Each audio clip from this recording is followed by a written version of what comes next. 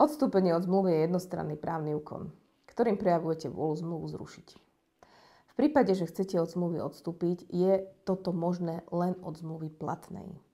Odstúpiť od zmluvy môžete jednostranne, ale v praxi sa často využívajú dohody o odstúpení, kde sa na tejto skutočnosti účastníci dohodnú. Podľa ustanovenia občianskeho zákonníka platí, že odstúpením sa zmluva zrušuje od začiatku. To znamená, že účinky nenastanú a teda akoby k uzatvoreniu zmluvy ani nedošlo.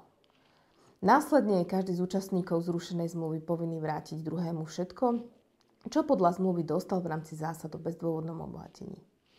V prípade, ak neviete, ako postupovať vo vašom prípade, či je vôbec vaša zmluva platná, či od nej možno odstúpiť, obráťte sa na nás a my vám odborne a zrozumiteľne poradíme.